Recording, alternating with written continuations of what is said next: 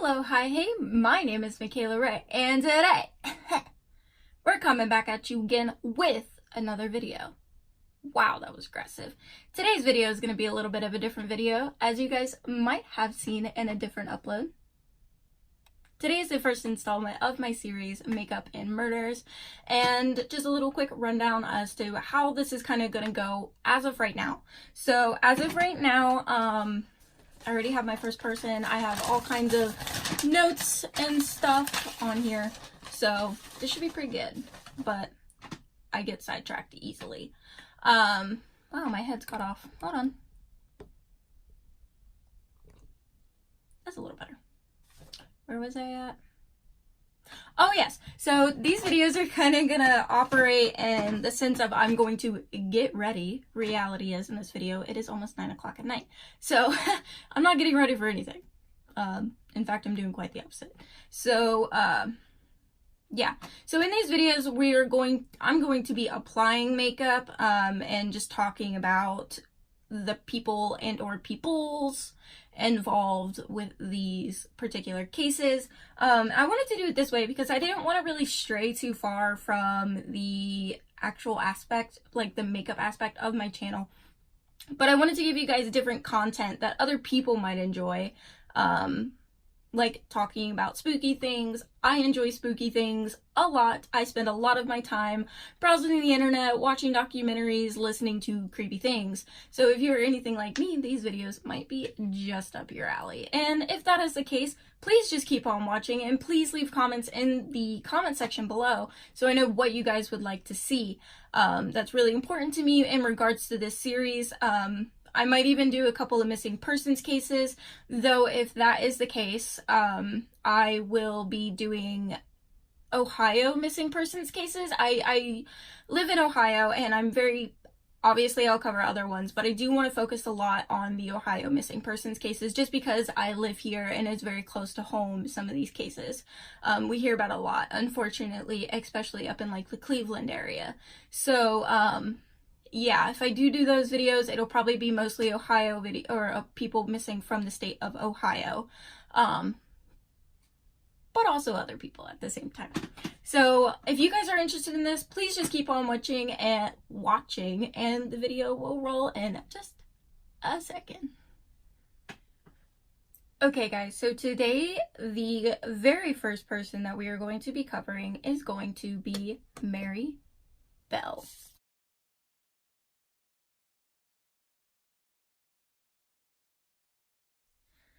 Now, Mary Bell's case is kind of an interesting one. It did happen overseas.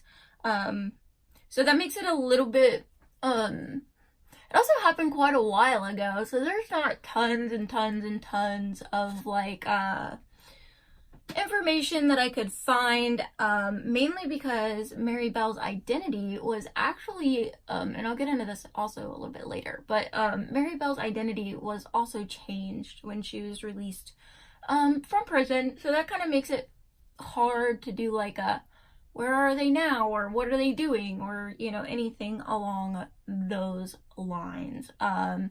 So that's kind of interesting as well.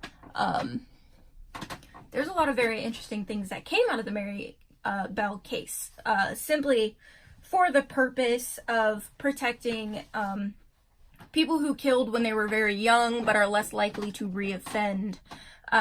Which was the case with Mary Bell. Give me just a second, let me dry my eyes. Sorry for the interruption, my alarm went off. So there's that. Anyway, I finished priming my eyes. So we're gonna move on now from that bit. But I think the Mary Bell case in general is just a very, very interesting case. So that's why we are starting with it. One of my friends suggested that I do this case. She was interested in it. She messaged me on Instagram. That's the best way to get a hold of me, you guys, for these things, unless you leave a comment, is to message me on my Instagram. So there is that. But we are going to get right into it. If you see me looking down, it's because I'm reading my notes. Mary Flora Bell was born on May 26th of 1957 to Betty McCricket and an unknown man. This unknown man was speculated to be Billy Bell, who was a habitual criminal and was later arrested for armed robbery. However, Billy Bell married McCricket after Mary was born.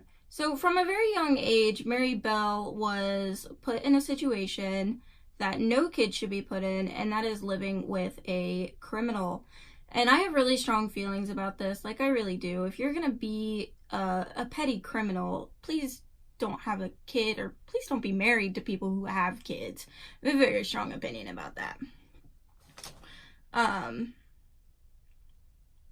Wow, lost train of thought. Her mother was a known prostitute, so this is a problem as well. Just to kind of give you guys like a rundown of the type of environment she was in. She was in a rough environment. She was living with a petty criminal at best. That is the only way that I can describe him, as a petty criminal. And she was also living with a prostitute who was her mother, which means that at a very young age, she was introduced to activities that she should never have been introduced to until she was maybe a teenager. And even then, I think that's going like really far.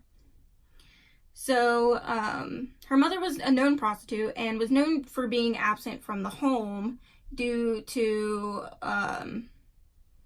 traveling to Glasgow for work. Now, I don't know if Mary Bell's mother had a regular job as well and more of like prostituted on the side. So that kind of seems like that was the case, unless she was traveling to Glasgow just to travel to Glasgow for whatever reason. Accounts from family members heavily suggest that McCricket had tried to kill Mary on multiple occasions when she was younger, tried to make it look like an accident. So when I say this, I mean her mom would do some pretty shady things to her, and you have to think she's pretty young. She doesn't really know any better. One of these incidents was she fell out of a window, and during the fall she suffered brain damage to the prefrontal cortex, which is associated with voluntary movements and decision making. So from right there, just based off of like that little factoid, she had damage to her brain, which could have been a reason behind Mary doing the things that she did. But that being said, she was also raised in a pretty bad environment, and I don't know the science behind it, but I feel like just right there, like alone, like by itself, is enough to get her out of a lot of trouble. And it did, honestly. Like, it really did. Another incident, Mary accidentally swallowed sleeping pills, and it was reported McCricket gave her the pills as sweets. So she was medicating her daughter with things like sleeping pills, which, if some of you guys didn't know, to the younger viewers, if you take too many of them, you can overdose. And when you overdose on sleeping pills, it's not like a normal kind of overdose, at least not from the things that I have read. These overdoses are very calm. You know, you're asleep when they happen. You virtually die in your sleep if you consume too many of them. But sleeping pills are extremely common, especially for insomniacs, and people do get addicted to them. And that is a problem, especially when you're dealing with a child, and a child that has damage at that, you know? And that to me is a super scary thing. I could never imagine something like that happening. Like my mom, when I grew up, I'm a terrible insomniac. Honestly, I'm surprised I have never filmed a video at 2 o'clock in the morning. But I'm a pretty bad insomniac, and my mom never one time tried to shove pills down my throat to get me to sleep. She would just let me stay up until I crashed. And that went on until I was in high school, and I was working, and all these other kinds of things factored all into that. We're not going to get into that. Mary was also subject to forcible sex acts starting at about age 4. That is appalling, okay? Her mom is a prostitute. Just because you make bad choices and you decide to prostitute yourself out doesn't mean you let some weird pedophile come in and touch your kid. I don't care what your overall goal is, money or not. That is a child. You are exploiting them. You deserve to rot in hell if you do that to your children. And you guys can take that as you please. I have very strong feelings about this, just like most people probably should. It is appalling to think that parents do these things to their kids and then they wonder why their kids end up in jail or doing some weird stuff on drugs, etc. So now we're going to kind of talk a little bit more about Mary Bell's killings. These are pretty interesting, just because of her age and what she did. They were, I'd have to say, in my opinion, they were pretty violent for a 10, 11-year-old. That's just my personal opinion, though. I think any kind of murder is usually pretty violent, but I think for a small child that this actually was very violent. So on May 25th, 1968, the day before her 11th birthday, Mary strangled 4-year-old Martin Brown in an abandoned house. It is believed that she committed this crime by herself. Now, the reason I added the believed statement in there is because everything I could find indicated that she did it by herself. However, and we'll get into this a little bit later, she did not commit the second murder by herself in any means, like in any sense of the phrase. There was another person involved, it was another child, but we will get into that. It is believed she committed the crime alone. Between this time, Norma Joyce Bell, age 13, broke into and vandalized a nursery in Scottswood, claiming responsibility for the killing, but it was dismissed as a prank by the police. So another girl named Norma Joyce Bell, they are not related, claimed responsibility for the killing of Martin Brown, which is very unfortunate. Unfortunately, there's a lot of people who like to claim that they killed people and they didn't. There's a lot of cases like that out there, and that's part of the reason why a lot of things don't get solved, is because of stuff like that. And again, on July 31st, 1968, so these were only a couple of months apart, literally 3 months apart. The second murder took place with both Mary and Norma. So Norma not only tried to prank the police, but she was also involved in the second murder. 3-year-old Brian Howe died by strangulation. He was found by police with the letter M carved onto his stomach, and Mary also used scissors to cut off some of Howe's hair, scratched his legs, and mutilated his genitals. That's a lot for like a 4-year-old, and that's where, sorry, not a 4-year-old, an 11-year-old. Even for two of them, I feel like that is a lot, and I feel like definitely was antagonized by Mary, and I think a lot of that had to do with how she grew up. That is just my personal opinion on all that, though. So we're going to move on to the next subject, which is conviction and imprisonment. Mary, December 17th of 1968, in Newcastle, I can't read this word, 1 second. Newcastle Assizes, Norma Bell was acquitted of all charges, and Mary Bell was convicted of diminished responsibility of manslaughter.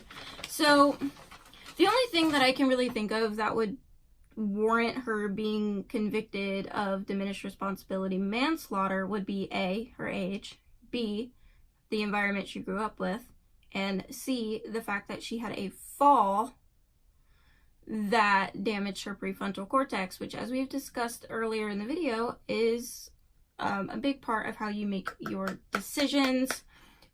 It plays a really big role in how people make decisions and motor function and all of these other good things.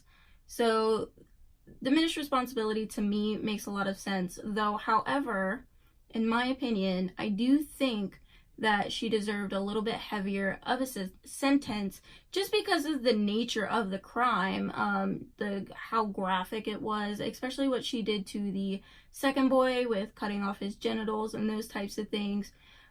These were definitely premeditated, in my opinion, and in some way, shape, or form, these were definitely premeditated. But she was convicted of diminished responsibility and manslaughter. The jury took notice of the court diagnosis displaying classic symptoms of psychopathy, or, yeah, that's how you pronounce it, psychopathy.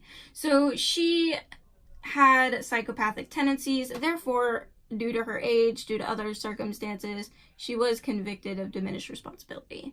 And the jury also took into consideration that she had problems, which I think in any court case at all, period, I do think it is very important to let the jury know if there is something wrong. And you definitely see it a lot in cases where doctors on the defense and doctors on the prosecution butt heads. One doctor says this, one doctor says that, even though one of them is clearly correct.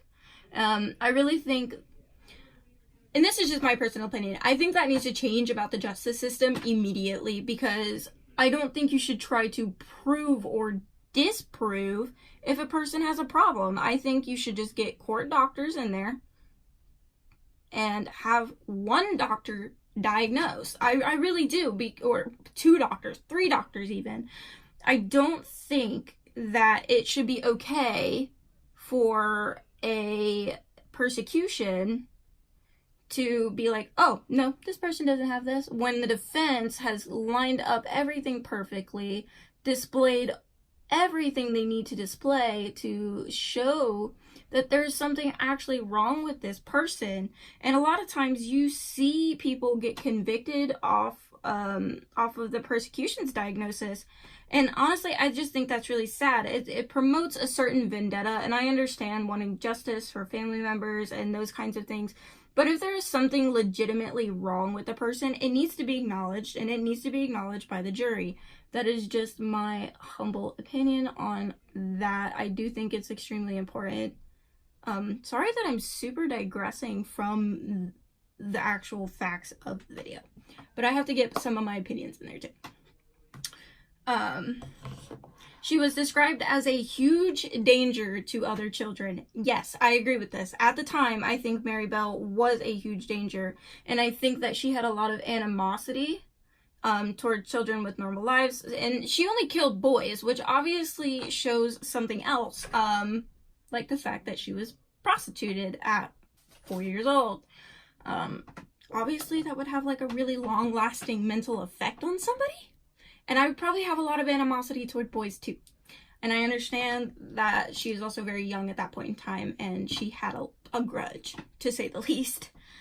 She was detained at Her Majesty's pleasure for an indefinite prison sentence. And an indefinite prison sentence isn't something you generally hear, even in cases of convicted manslaughter. Normally, it's something along the lines of 20 years to life, or you'll be out when you turn 18, or at least that's how our court system works over here in the States most of the time, unless you've done something bad enough to be convicted as an adult.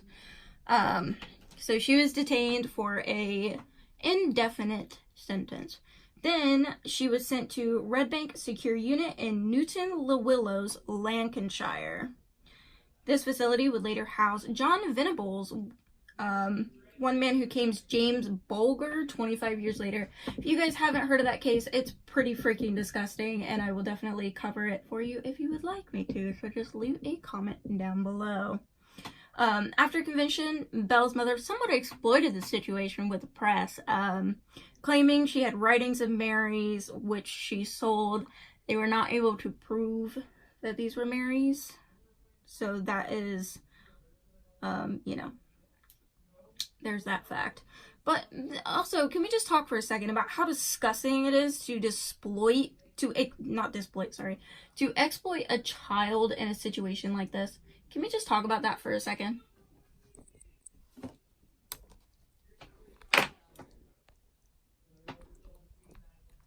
Sorry, my phone is gonna die soon, and I don't know where it stopped off. Give me just a sec. Sorry about that. So back to where I was. Let's just talk for a quick second about how disgusting it is to try to exploit your child. especially in a situation where they have been convicted of killing somebody, even if it is reduced to manslaughter. That is freaking disgusting. You are a horrible parent. What are you doing? She should have been arrested too. And if you guys agree with me on that, please leave a comment down below, because I find that absolutely deplorable. I feel like this woman, Mary's mother, should also have suffered something. You know, I really do. I really feel like her mom should have suffered a little bit for that. That's so not okay, you know. That's your child. You should do everything in your power to protect her and to make sure that she is okay, and nothing like this ever should have happened. Nothing like this should ever happen with children anyway. Unfortunately, you do see it. So Belle later made headlines in September of 1977 when she briefly escaped I can't even read my own handwriting, Moore Court Open Prison, where she was held since her transfer from a young offenders institution to an adult prison a year earlier. She lost privileges in prison for 28 days. I do not know what her privileges included. I don't know. Either way, in the United States, most of our prisoners do not get special privileges.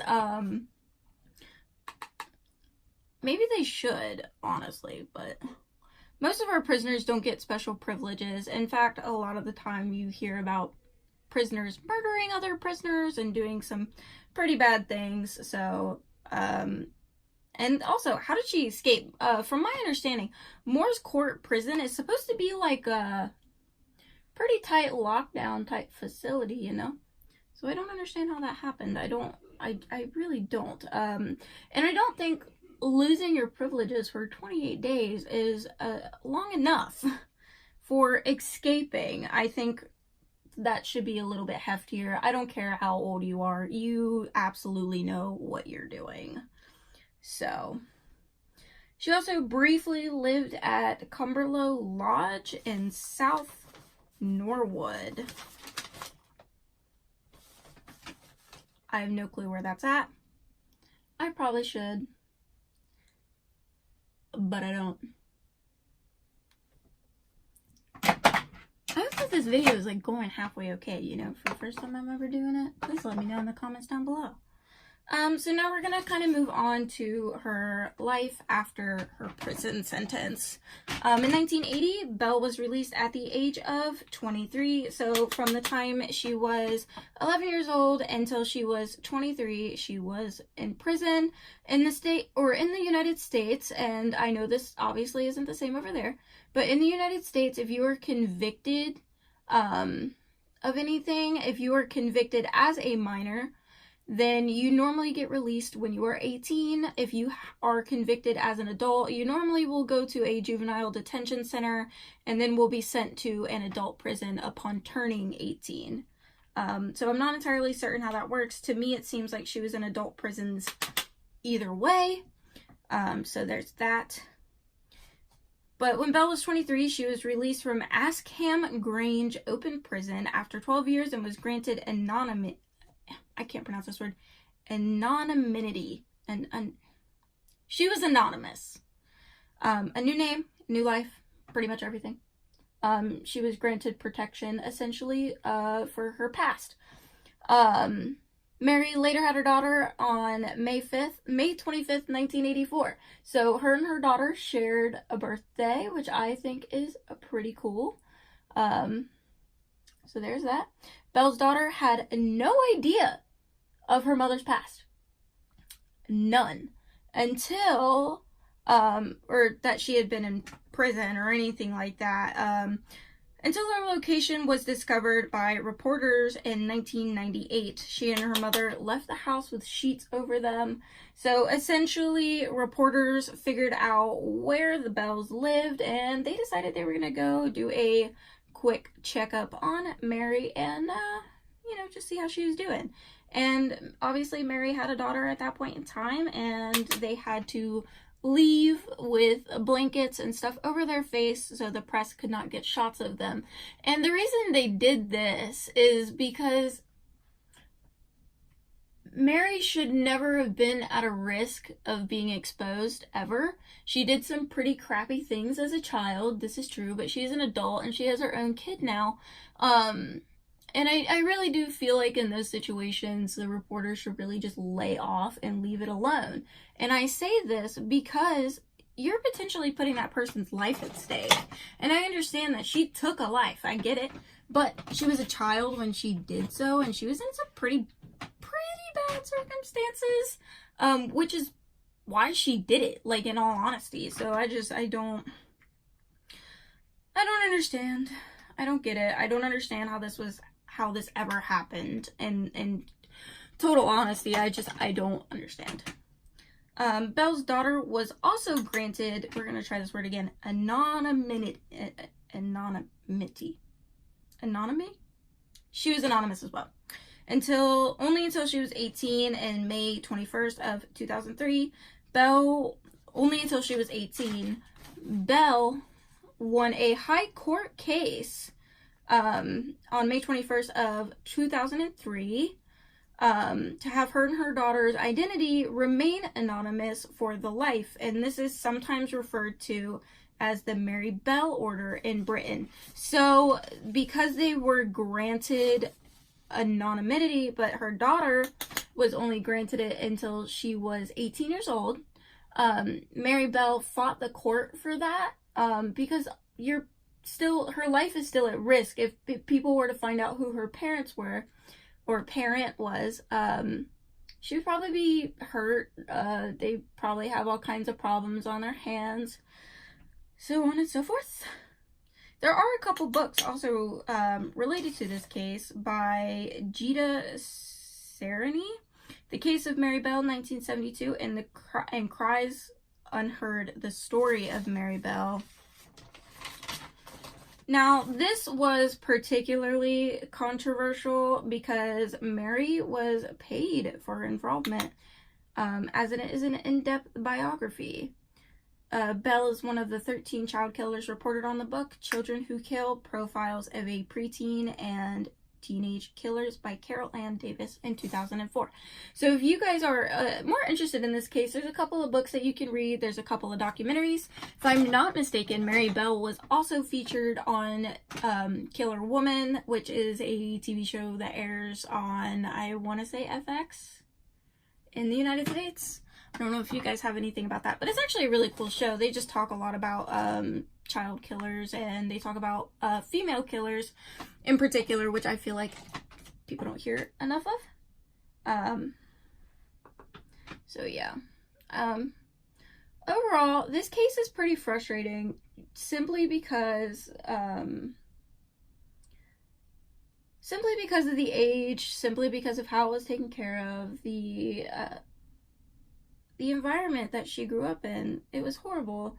And I can understand why she did something like this, as bad as that is. Like, I can understand the logic and reasoning behind wanting to hurt these little kids.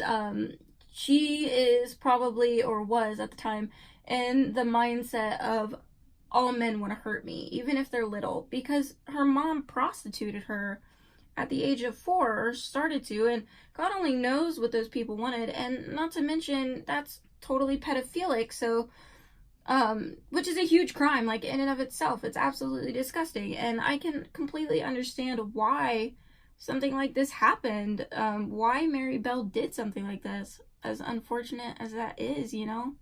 She made a bad choice as a child because she was put in a terrible situation. The mother should have definitely got prison sentence time. If you agree with me, please leave a comment down below. If you agree with me, also leave a comment down below, because I would absolutely love to hear what you guys have to say about that.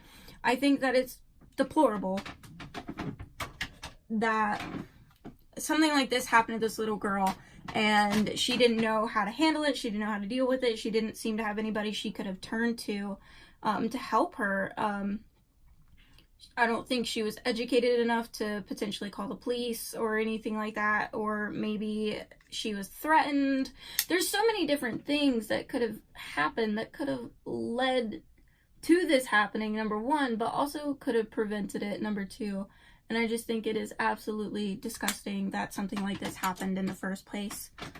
All too often you hear about killers, especially younger kids who have been bullied or abused, killing people for like revenge purposes. And I think that it's something that definitely needs to be addressed in all court systems. And I think that if a child does something like that, I definitely do think that the vast majority of the time the parent should also be convicted of something, whether that be neglect or what, I don't know. But I think the majority of cases, the parents also deserve to be charged. So, well, I didn't quite get finished with my makeup, but that is okay. That is what this video is about. So, yeah, if you guys like this video, please give it a thumbs up. If you didn't, give it a thumbs down. I don't know. Tell me how to make it better. Thank you guys so much for watching. If you like this video, please give it a thumbs up. If you like me, please hit subscribe and the bell icon and turn the notification settings to all. That way you're notified every single time I do anything on this platform. Leave a comment for who you want next, and I will see you guys in the next video. Bye!